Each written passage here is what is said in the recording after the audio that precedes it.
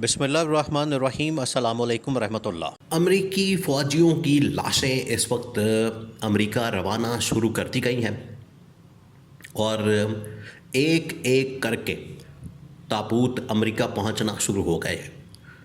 और उसको बाकायदा तौर पर अब रिसीव करने वाला कौन है? अमरीकी सदर डोनाल्ड ट्रंप, जिसकी वजह से अब अमरीकी आवाम की जानिब से, अमरीकी पब्लिक की जानिब से अमरीकी सदर के ऊपर शदीद तरीन दबाव मौजूद है कि आपने तो भेजा था ईरान के ऊपर हमला करने के लिए, ईरान के ऊपर कब्ज़ा करने के लिए, ईरान को टेक ओवर करने के लिए, ईरान के अंदर रजीम चेंज ऑपरेशन के लिए और ईरान को फतह करने के लिए।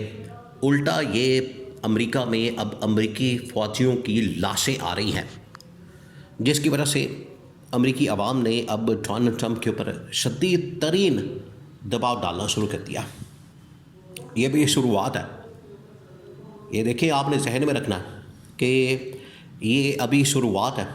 ये जिस तरीके से लाशों का सिलसिला, लाशें भेजने का सिलसिला शुरू किया गया है, ये अभी शुरुआत है। अभी सिर्फ 100 लाशों के ताबूत भेजे गए हैं।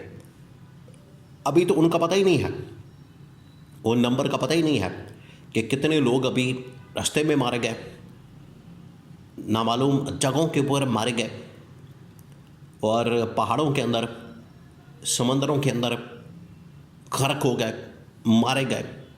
उनका तो अभी पता ही नहीं है। ये वो लोग हैं जो कि मुख्तलिफ अमरीकी फ़ौजी अड्डों के ऊपर, फिर उसके बाद बहरी बेड़ों के अंदर मौजूद थे। ये वो अमरीकी फ़ौजी हैं जिनको ईरान ने निशाना बनाया और ईरान ने वहाँ पर निशाना बना के अमरीकी फ़ौजियों को हलाक किया और एक एक करके बदला लिया जा रहा है। देखिए, जब ईरान के ऊपर हमला किया क्या, सबसे पहले तो इन्होंने आयतुल्लाह ख़ामेनी को मार दिया, उनकी पूरी फैमिली को, उनके बीवी बच्चों को, सबको ख़त्म कर दिया। उसके बाद तो खैर ज़्यादा लंबा चौड़ा उनके पास गैप नहीं आया। तकरीबन कोई हफ्ते 10 दिन बाद उन्होंने नया अपना सुप्रीम लीडर मुंतखब कर लिया। लेकिन ईरान की जानिब से पहले दिन ऐलान कर दिया गया था कि एक ईरानी शहादत के बदले, एक ईरानी शहरी के बदले, उसकी हलाकत के बदले ईरान जब हमला करेगा तो उसका 100 अमरीकी फ़ौजियों का इंतकाम लेगा, उनको मारेगा, जहन्नुम हासिल करेगा, और 100 यहूदियों से इंतकाम लेगा, उनको जहन्नुम हासिल करेगा। ये ईरान पहले ही ऐलान कर चुका है, ईरान पहले ही इस हवाले से बड़ा वाज़ेह कर चुका है। तो अब ये अमरीकी फ़ौजियों की लाशें अमेरिका पहुंचना शुरू हो गई हैं और अमेरिका के अंदर लाइनें लगना शुरू हो गई हैं ताबूतों की। तो ये पहली खेप जो है, पहली किस्त जो है, पहला बैच जो है वो रवाना किया गया और उसमें 100 अमरीकी फ़ौजी लाशें। अब हुआ क्या? असल में ईरान की जानिब से बड़ा ज़बरदस्त किस्म का एक बाकायदा प्रॉपर जंगी हिकमत अमली के तहत, जिसकी इनको समझ नहीं आ रही, ये समझने से कासर है। अमेरिका इसराइल वाले इस पॉलिसी को, इस हिकमत अमली को, इस स्ट्रैटेजी को समझने से काबिल है, कासर है कि किस तरीके से ईरान ना सिर्फ अपना दिफा कर रहा है, बल्कि हमारे जो टारगेट्स हैं, हमारे जो फ़ौजी अड्डे हैं, इसराइल है, इसके अलावा वहाँ पर अमरीकी फ़ौजी है, उनको निशाना बना रहा है, उनको टारगेट कर रहा है। वो पॉलिसी क्या है, स्ट्रैटेजी क्या है? वो पॉलिसी ये है, स्ट्रैटेजी ये है कि ईरान ने अमरीकी फ़ौजी अड्डों को सबसे पहले टारगेट किया, निशाना बनाया। उसके बाद ईरान ने जहाँ जहाँ भी अमरीकी मौजूद हैं इस पूरे खित्ते के अंदर, ईरान ने उनको निशाना बनाया, उनको टारगेट किया। उसके बाद ईरान ने इसराइल के ऊपर हमला कर दिया। तो ईरान की जो पॉलिसी है उसमें सबसे पहले अमरीकी फ़ौजी अड्डे, फिर उसके बाद अमरीकी फ़ौजी और उसके बाद इसराइल, ये 3 target at a time parallel Iran इनके ऊपर काम कर रहा है। और आप ज़रा इमेजिन करें, ईरान की लीडरशिप नहीं है, आयतुल्लाह ख़ामेनी ऊपर जो लीडरशिप है, उनकी जो टॉप लीडरशिप, टॉप मिलिट्री कमान, सिविल कमान, उनको मार दिया गया।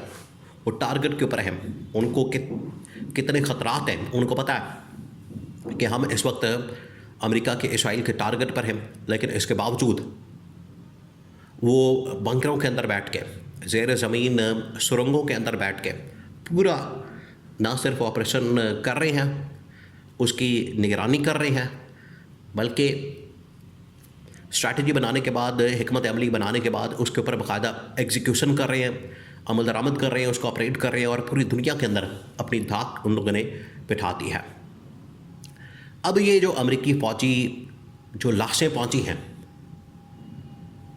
जिसको वहाँ पर रिसीव किया है अमेरिकी सदर डोनाल्ड ट्रंप ने, वहाँ जो प्रेशर मौजूद है वो तो अपनी जगह, लेकिन ये जो ईरान ने काम करना शुरू किया, ईरान ने ना सिर्फ अरब ममालिक के अंदर जो अमेरिकी फ़ौजी अड्डे हैं, बल्कि उसके साथ साथ जो यहाँ पर अमेरिकी सफारत खाने मौजूद हैं, जहाँ पर सऊदी अरब के अंदर, कुवैत के अंदर, कतर के अंदर, बहरीन के अंदर, यूएई के अंदर, इसराइल के अंदर, शाम के अंदर, इराक़ के अंदर, लेबनान के अंदर, यमन के अंदर, मिस्र के अंदर, यहाँ जितने भी ममालिक मौजूद हैं, ईरान की जानिब से कह दिया गया था कि आप अपने सफारत खाने बंद कर दें, अपने सफारत खानों को लॉक करें और यहाँ से भाग जाएं, दौड़ जाएं, वरना हम सफारत खानों को निशाना बनाएंगे, सफारत खानों को टारगेट करेंगे और जो भी इसमें मारा जाएगा उसकी जिम्मेदारी आपकी कंपनी के ऊपर, हुकूमत के ऊपर होगी।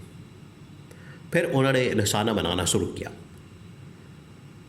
तो वहाँ पर 2 दिन बाद, 3 दिन बाद, 4 दिन बाद वहाँ पर मुसलसल हमले किए जा रहे हैं। 3 से 4 दिन बाद उनको चेक किया गया, सफारत खानों को, फ़ौजी अड्डों को, क्योंकि ये लोग तो छोड़ के भाग गए अफरा तफरी के अंदर।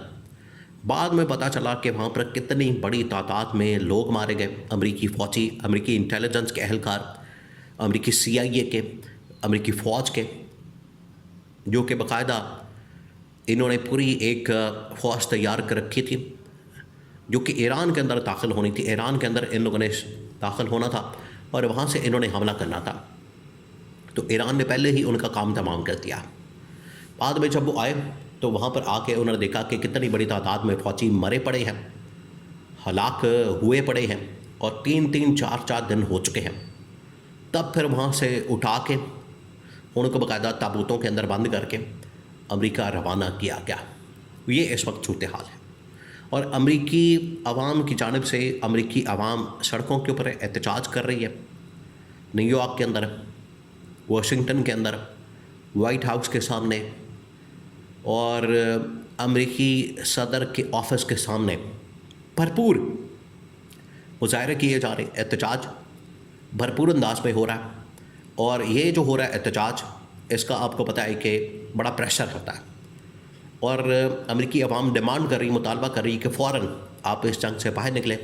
और ये वो लोग हैं जो अमेरिकी फ़ौजियों के लवाहिकीन हैं,